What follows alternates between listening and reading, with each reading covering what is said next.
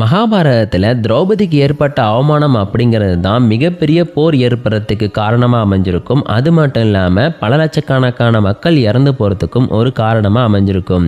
இப்படிப்பட்ட திரௌபதியோட அந்த துகிலீரிய சம்பத்தை ரொம்ப எளிமையாகவே கிருஷ்ண பகவான் தடுத்திருக்க முடியும். ஆனால் கிருஷ்ணன் எதுக்காக தடுக்கலை அப்படிங்கிறத பார்த்திங்கன்னா மகாபாரதத்தில் உத்தவ கீதை அப்படின்ற இடத்துல சொல்லியிருப்பாங்க. அதாவது மகாபாரத போர் நடக்கிறதுக்கு முன்னாடியே பார்த்தீங்கன்னா கிருஷ்ண பகவான் இப்படி ஒரு போர் நடந்தால் தான் உலகத்தில் இருக்கக்கூடிய பாவங்கள் அழியும் அப்படின்னு நினச்சிருப்பாரு. அதனாலேயே தடுக்கிறதுக்கு முயற்சி பண்ணலை.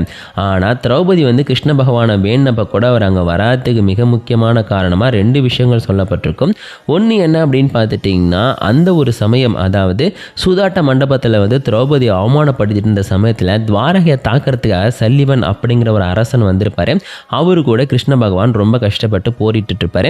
ஏன்னா சிவபெருமானனுக்கு கடுமையாக தவம் புரிஞ்சு ஒரு சக்தி வாய்ந்த விண்கலத்தை இந்த சல்லிவன் வாங்கியிருப்பாரு. அதை தாக்கி அழிக்கிறது அப்படிங்கிறது கொஞ்சம் கஷ்டமான விஷயம். ஆனால் கிருஷ்ண பகவான் ஒரு கட்டத்தில் பார்த்தீங்கன்னா சுதர்சன சக்கரத்தை வச்சு அதை ரொம்ப எளிமையாக முடிச்சிருப்பாரு. அப்படி ஒரு போர் நடந்துகிட்டு இருந்த சமயத்தில் தான் இந்த ஒரு விஷயமும் நடந்துகிட்டு இருக்கு.